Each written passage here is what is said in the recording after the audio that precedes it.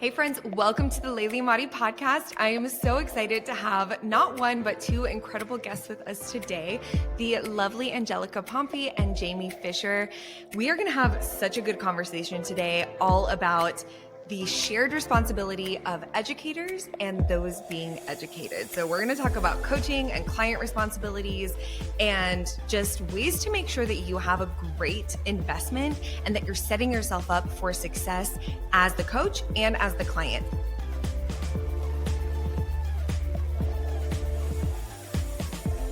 So let's go ahead and I'm going to let Angelica kick us off and just introduce herself, tell us what kind of education she offers, and also like what kind of education she invests in. And we'll do the same with Jamie. So Angelica, kick us off.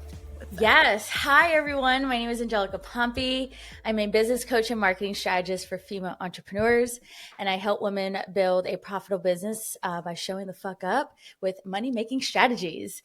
And so the type of education that I offer, I have a membership. It's called Business Church.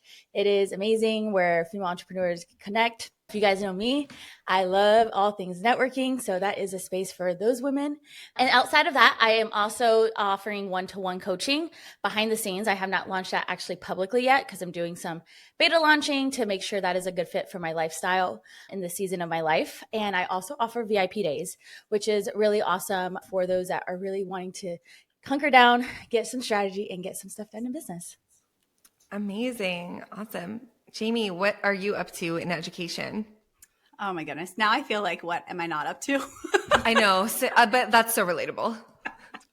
Hi, I'm Jamie. I right now have a baby membership, meaning it has only been alive for 6 months. And I love it, though. It's going so well. The people that are in there are learning how to pull the numbers that matter and are learning how to forecast for their businesses, show up. And by this, we're able to pull that data to be able to identify industry trends. It's really nice to know if it's a you problem or it's an industry change, and then we can get ahead of that. So that is the newest part of the education that I offer. One-to-ones are still like soul to my heart. I really like getting in deep with people and being able to showcase to them what the potential is of what they are building. But all of the education is surrounded by making better businesses for the legacy that they are going to leave. And so that means that they get to live their lives right now while they are building their business. And it's not a someday thing.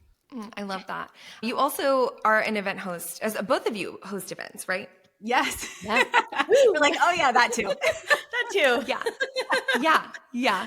It's fine. I know we all forget like half the things we do. Let's be real. All our listeners probably do too. I think especially when you have a different on top of your education business and then events on top of that, it feels like its own business. And for Jamie, I know for you and Heather with Conquer, it is a separate business. And so all that being said, we all do a lot of things. And while of course I want our listeners to know your bios, I also want them to know that we have pretty well-rounded, like you guys were, I asked you to join me on this conversation because we have very well-rounded educational offerings. And we also, I've seen you guys invest in your own education. In fact, you've invested with me. So like, I know that you're investing in your own education and beyond what you've invested in for, attending the Creative Educator Conference or being in the Educators Lounge. I've also seen you guys go to other events and have different coaches and join masterminds. Like I see y'all really digging into your own growth and your own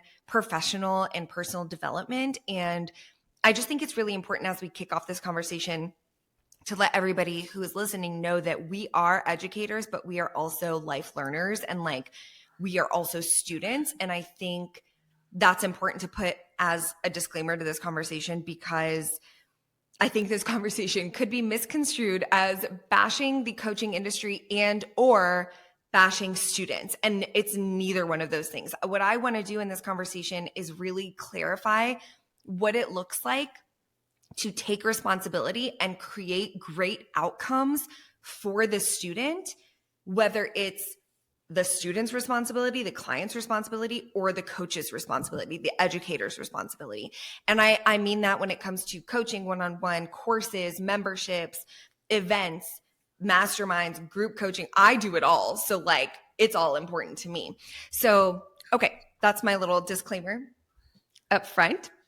So let's dive in. I would love to know what you guys think when you hear the term or the phrase shared responsibility when it comes to the educator client or, course creator student, whatever the coach and client relationship. What does a shared responsibility mean to you? I'm gonna let Jamie hit it first. I think the best way I can describe it as coming from either way, whether I'm coming from at it from a coach or the client, is that the coach's position is to kind of lay out the roadmap, but the student still has to drive it.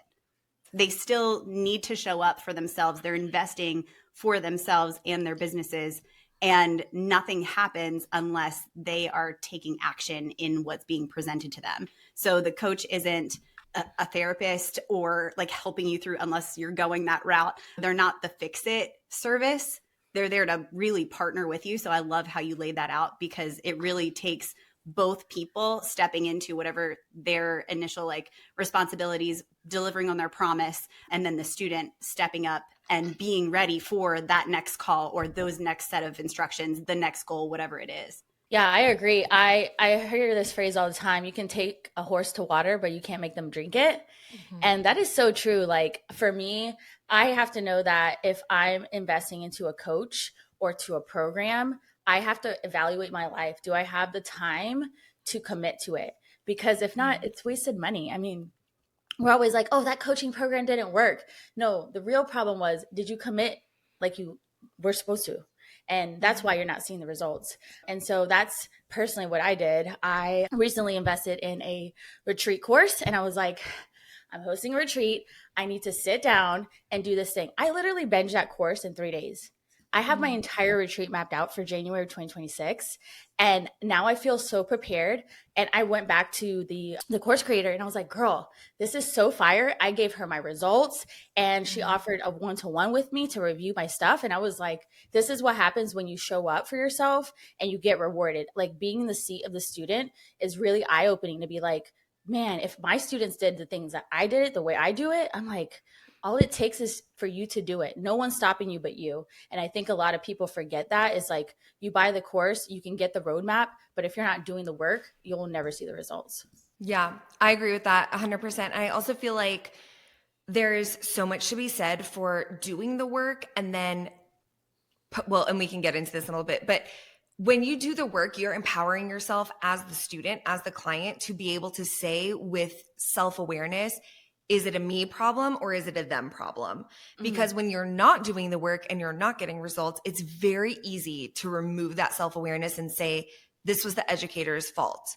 Like this didn't go well because I'm not leaving. Like I gave them $10,000 and then I see no results. And it's like, well, if you did all the work and you don't see a result, then it's a problem. But if you didn't show up to the calls, or like Jamie said, you weren't prepared every month or whatever it was, then it's likely the fault of the student versus the educator. So that being said, I'd love to hear like some personal experience. Like I feel like I do really well with examples. Have you guys ever been in a coaching or educator student relationship where the balance did feel off? Like what happened there? And how did you handle it? I know for me, I've shared this really open. I've been very open about everything in the past, but on the podcast in particular, I had shared every time I've invested in something, whether it's gone really, really well or really, really poorly.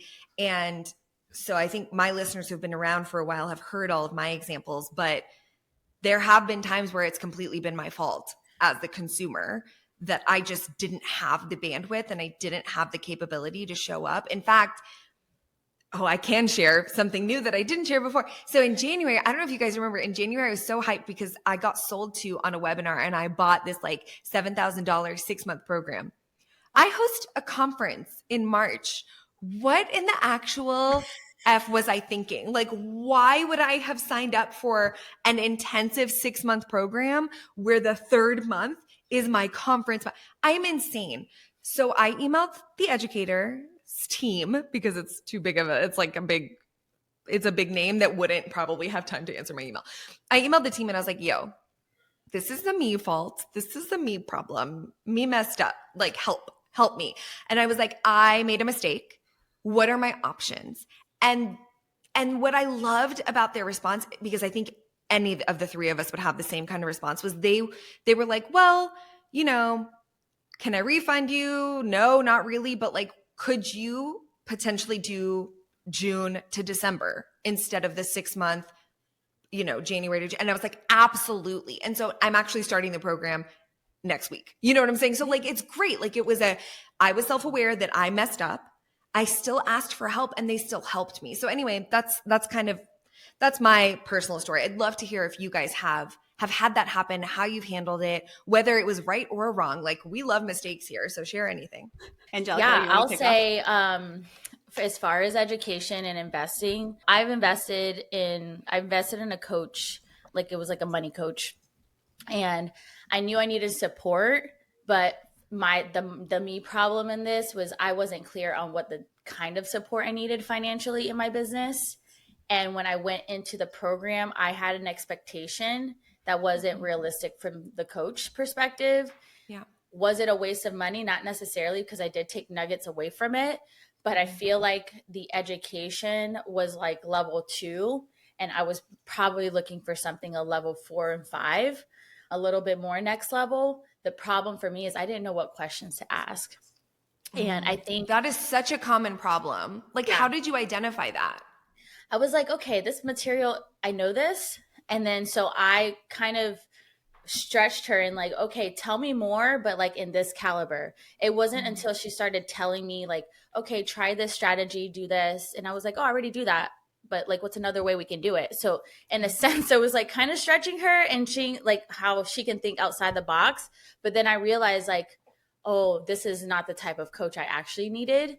And again, it was a 4-month program. It wasn't like terrible, but halfway through, my husband was like, I don't need to be in these anymore. I'm like, it's okay. I can't even be mad at you because that is a very true statement to some part, and that's okay. And she's an incredible coach, but she wasn't the right coach for me, and that was a me problem. I wasn't clear on what exactly I needed, and after doing that, I realized I just need peer-to-peer support. I don't need another coach right now.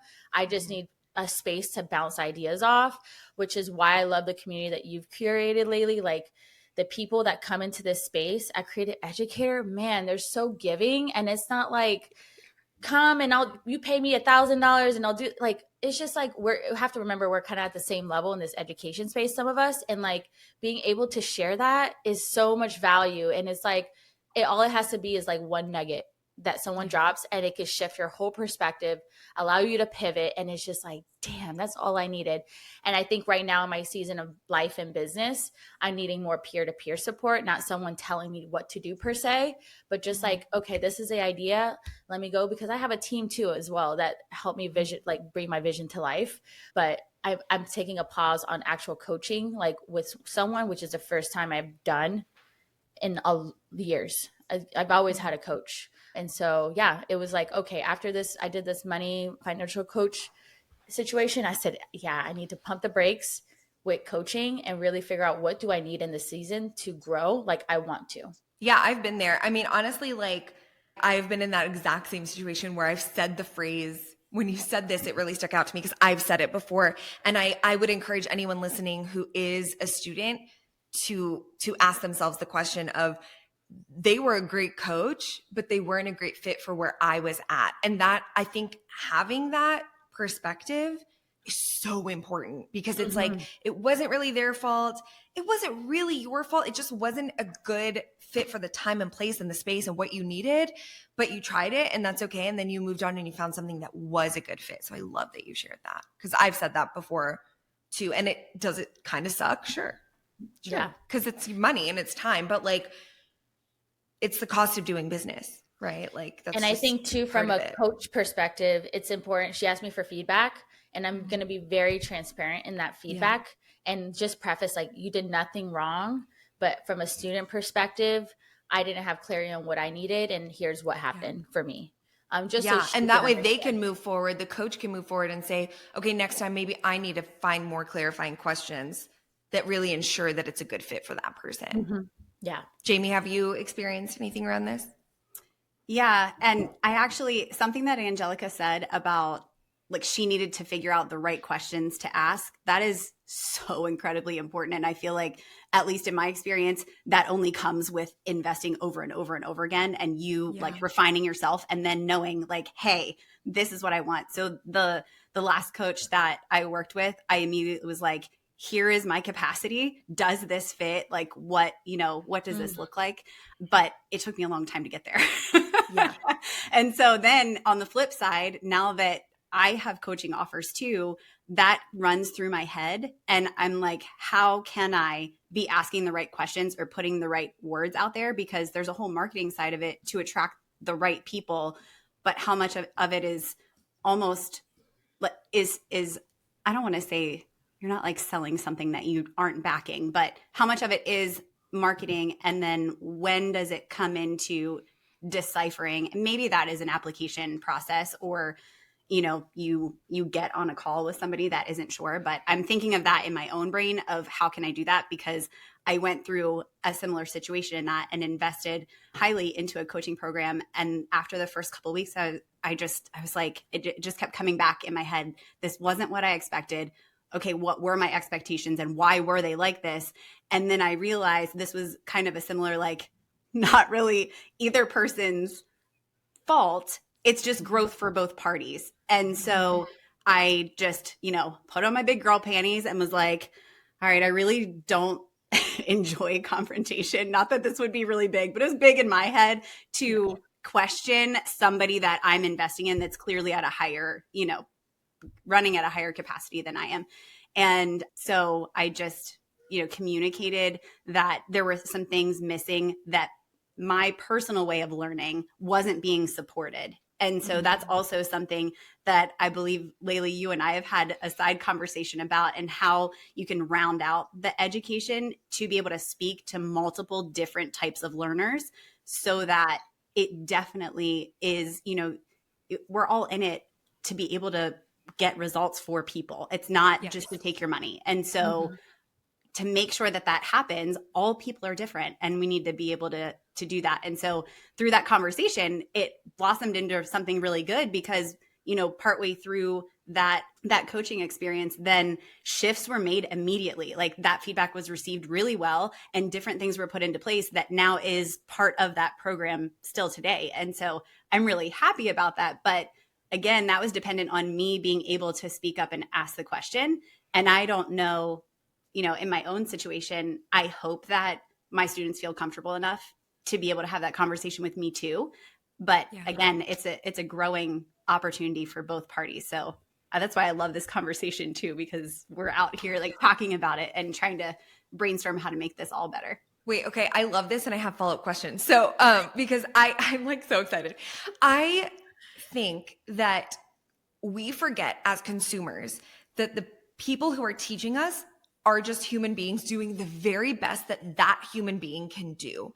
And it's very easy when you give them your dollars and your time, like you give them dollars and minutes. And so you think this person, for lack of a better word, is indebted to me and they are now working for me and they need to hit every expectation that I have. It's easy to think that way as a consumer. However, we're talking self-awareness. We're talking about feedback and communication.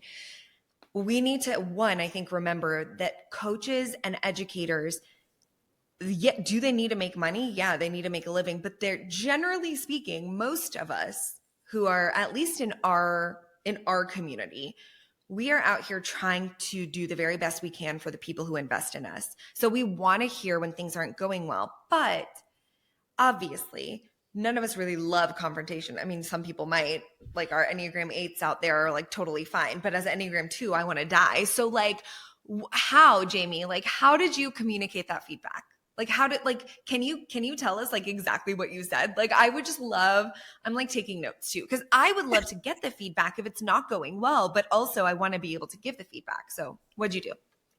Yeah, well, I had to think about how I was going to do this because I loved and respected this coach and still do today. And we've done things past then. But I really thought, I started baseline and like, why is this missing the mark for me? And so I looked at it, and then I just went in and started with humility and was like, this is more difficult. Like, I'm not being able to meet these marks. Is there something that, I think my question was, is there something that worked for past students that is different than what's just being presented here? Like, how I could execute what was happening before our next call. And I'm like, I feel, I was just fully transparent and honest. Like, I feel dumb. I feel like my brain is not getting it, and it should. So I just needed clarity on the expectations, and then, the strategy to be able to move forward. And from me saying, like, is there anything that worked for somebody else? Because at a baseline, some people want Audible, some people want to read it, like whatever that is. Not everybody wants to sit and watch, hours of long video. And so that's what opened it up. And it was received. I couldn't have asked for like a better coach in that moment. And so we just brainstormed together, and, the options were thrown out, and I was like, that is what I need. Wait, I love that. I feel like there were so many things. You hit the nail on the head. Like, you reflected first, you prepared for the conversation, you came to it with an open mind, and also with the ability to say, like, let's work, like, let's talk this out together. And you've probably impacted so many other students in doing so. So I love that you shared that story. Oh, that was so good. I love that. As a student, being able to give that feedback is hard. So I always recommend people to sit down and what is the root of the why? Was it truly a you problem, or was it the curriculum? Was it the way it was like presented? Really try to sit in the true why. Humans, we have emotions, and sometimes our emotions get the best of us, and I'm like, screw this, I don't want to do it, like, it's not working. And it's like, okay, hold on, calm your tits, what is actually happening here? Like, let's get to the root cause of it. And I think when you have that time to just sit down and reflect, like, ask yourself 5 whys. Why is not working? I don't have time. Why don't you have time? Because I'm doing X, Y, and Z. Why are you still doing that task if you want to commit to this course? Like, go down to the deeper of the why and understand that, to give that proper feedback to that coach. And I think from the coach perspective, make sure you're asking for the feedback. I think that's so key. Like, people finish a program and it's like, woo, you get a congratulations email or you get a quick survey. But like, if you want to grow as a coach, it is so, so, so important to follow up and get that feedback. Rather, maybe the form that you sent to them didn't work. Ask to get on a Zoom. I'm actually doing that next week with 2 of my students. They're like, oh yeah, I didn't have time. No worry, boo. Let's get on a Zoom. Let's just talk through, like, what worked for you. Where were you in business? Where are you now? Sometimes there's different forms to get feedback too. So don't forget that as a coach. Like, it doesn't have to be a Google form. It doesn't have to be like something written. It could just be a conversation on Zoom where it's recorded and you can take bits and parts. And now it's giving twofold. Now you got video footage and you got the written piece of it that you can translate. And I think that's huge for us as coaches, to making sure that we get that testimonial. Yeah, Good or bad. I love that. I feel like it is, like, everything you guys are saying, it's such a shared responsibility. Like, that's the whole point, I think, of the episode and of the conversation. I'd love to hear now, like, from the perspective of the student, like you as a student, what has made you choose to stay or continue to work with a coach? I know, like, Jamie, you said you've done things with your coach that you communicated things that you were having issues with, and you've since continue to work with them. Like, what makes you choose to stay with that coach or invest in a program? And what makes you stay accountable? Like, what keeps you accountable over time? Because I think a big problem, I think about my own coaching clients, and probably one of the biggest things that they struggle with, and that I struggle with, like I mentioned at the beginning, is like allotment of time. And when it's just that you poorly allotted your time, it's like, well, there's nothing I can do to help with that. But I love what Angelica said about offer, like, to get on a quick Zoom call, like, hash it out, or get on like Voxer or whatever, like, talk it out with that person, take that extra step. But as a client, as a student, what makes you stay and what makes you stay accountable? I love that. What made me stay and continue and want to do things with this coach was honestly that they were so receptive, and they did the things. Like, just because they were the one teaching, they were still humble enough to ask and say, Yeah. you know, is this working? Do you need more support? So I always felt like at any point a conversation could happen.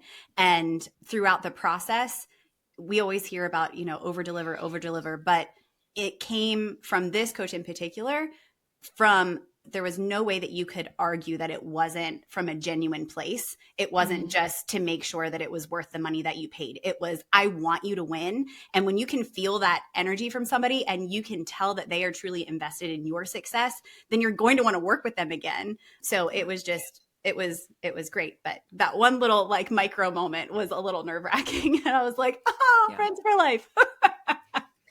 But the accountability piece is key. And I'm so glad that you brought that up. And Angelica, I'm sure you've seen this and heard this too, but there are so many people with, you know, the education sales that happen every time, and people are purchasing courses and hoarding them and never taking them. I really want to know that stat. Yeah. Do you guys know it? Oh my God. I want somebody to do a study on that, because that's insane to me. Yeah. Yeah. I'm sure that we could find it. It's gotta be high. It's gotta be high. Yeah. Mm-hmm.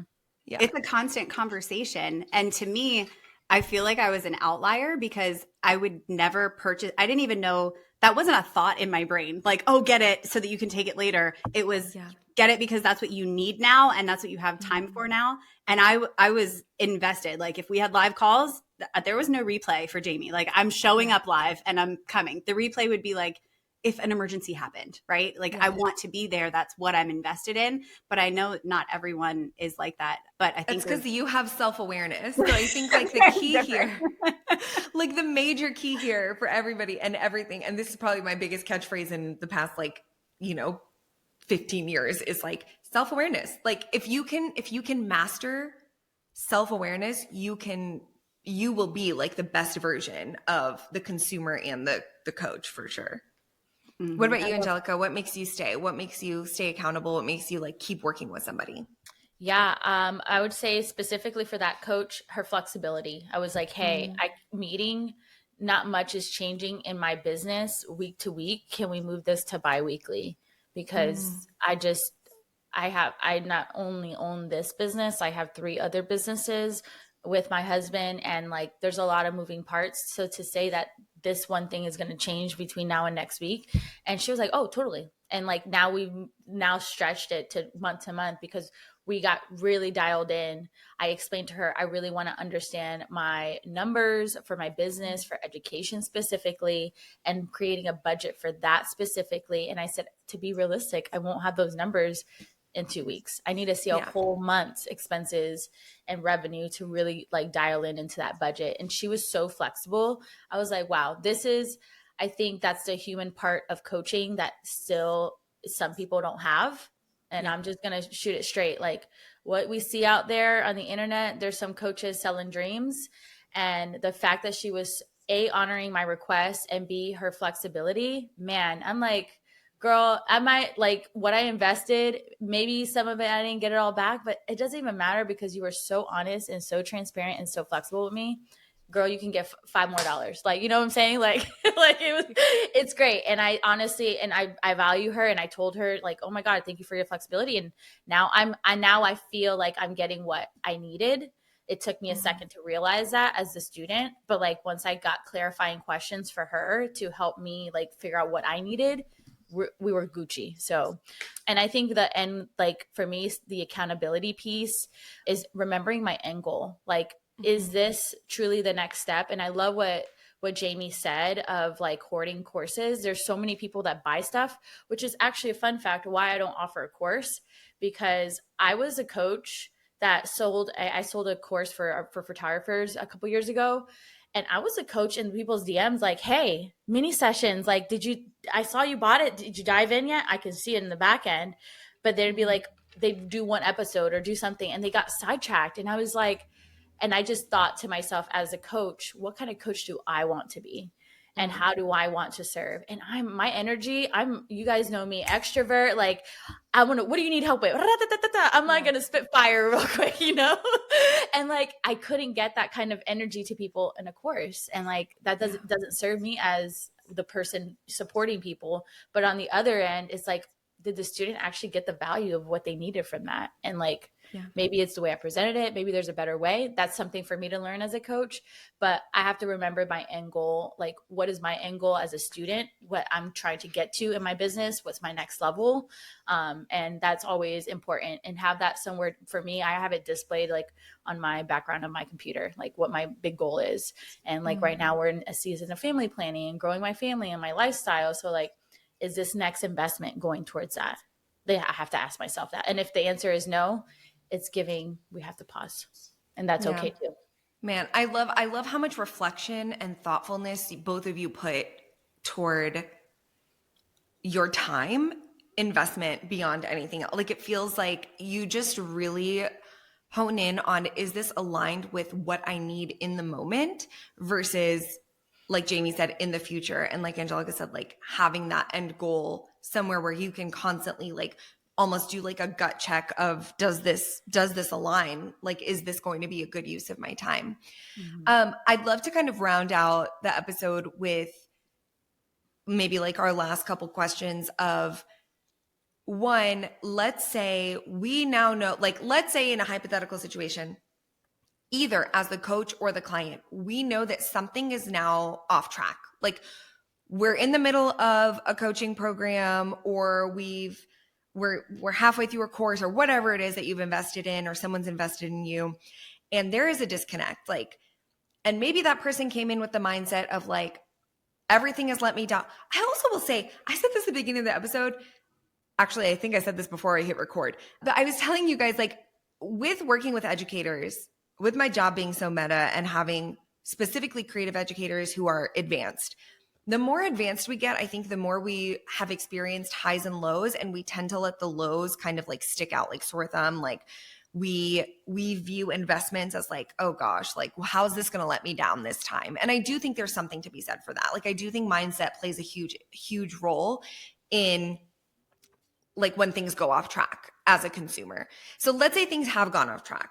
How do you, as both the coach and or the client, like you can pick one, or maybe one can take one and one can take the other. Like, how do you communicate better to reset the expectations when things have gone off track or things are not going the way that you want them to for your client or for yourself? I'll say from the coach perspective, I can feel it from my students.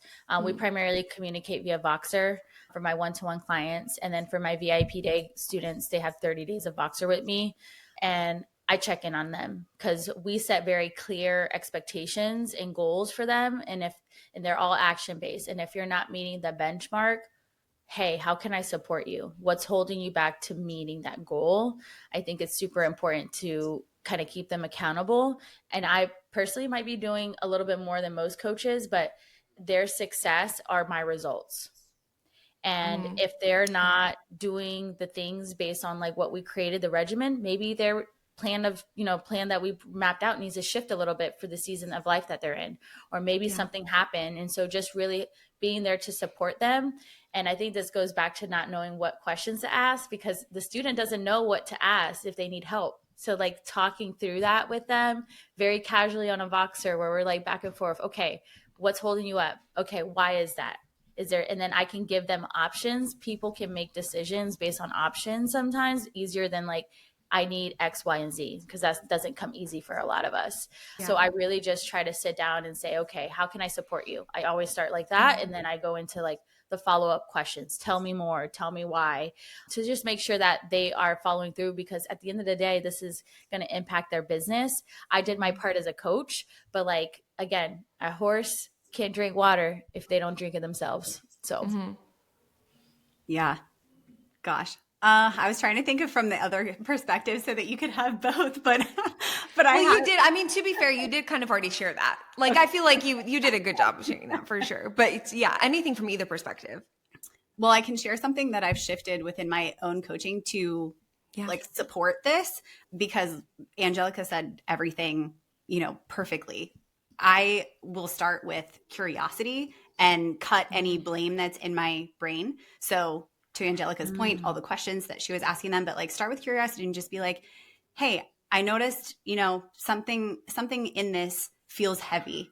Like, can you tell me what's keeping you stuck or something that's unclear. And usually that just like opens up the floor. And then a lot of times it has nothing to do with the content itself. It has to do with something that happened with them.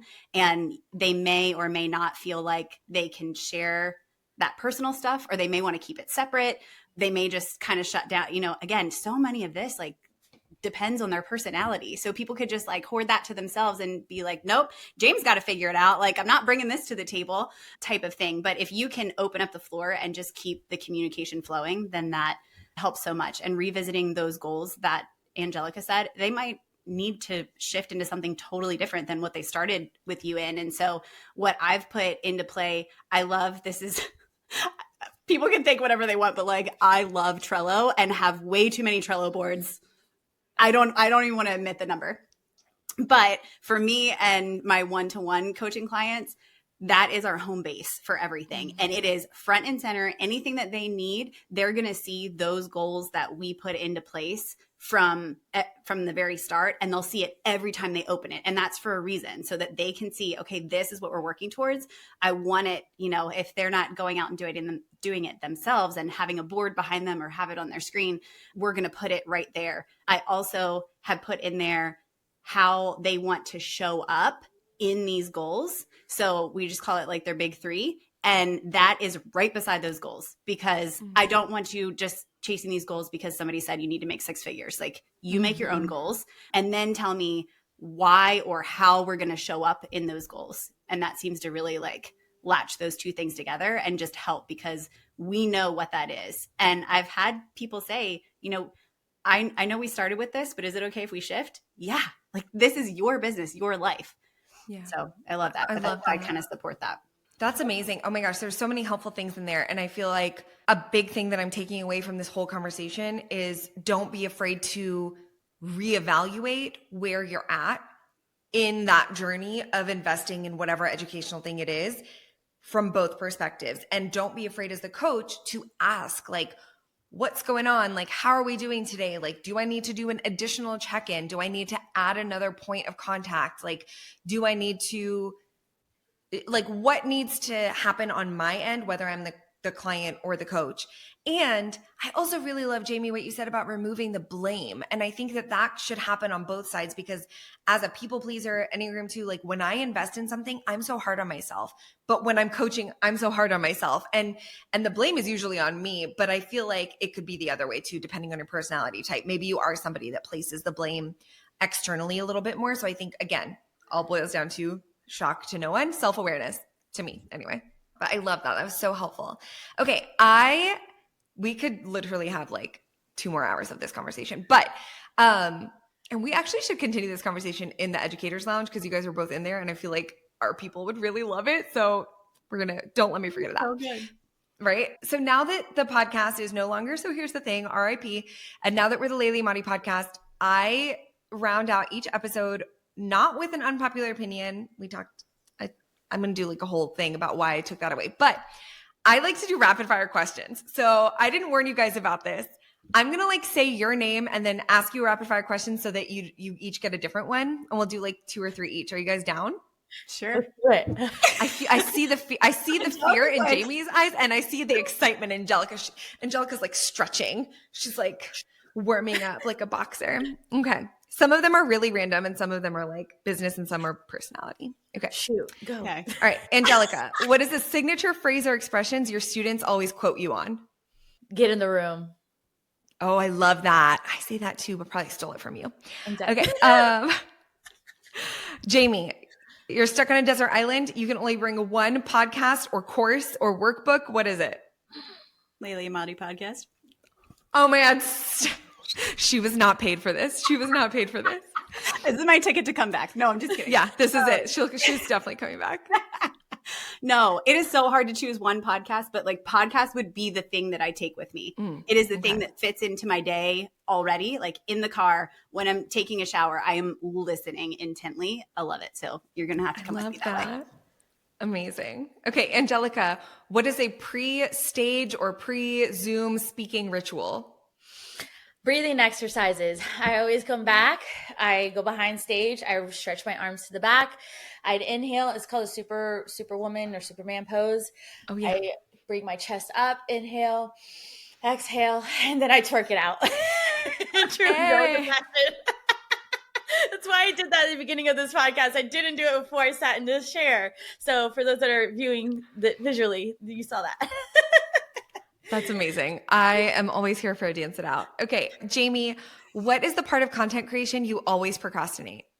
Oh, anything social media. Done. That's fair. It is That's fair. going to be the last. That's fair. Acceptable. Same.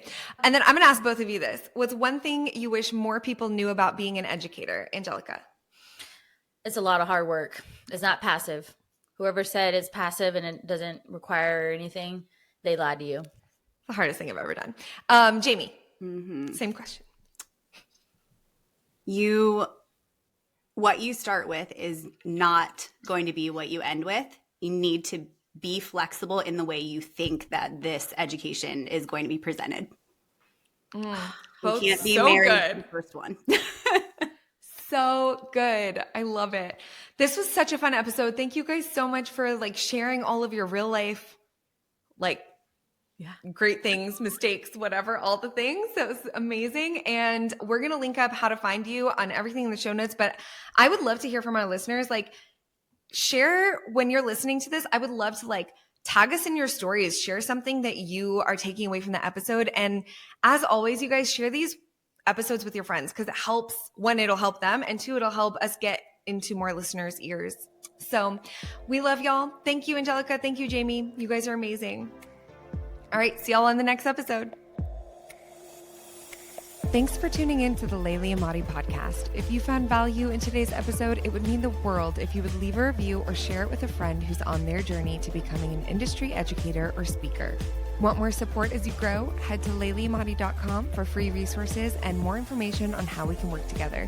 Until next time, keep showing up, keep sharing your voice, and keep leading with purpose.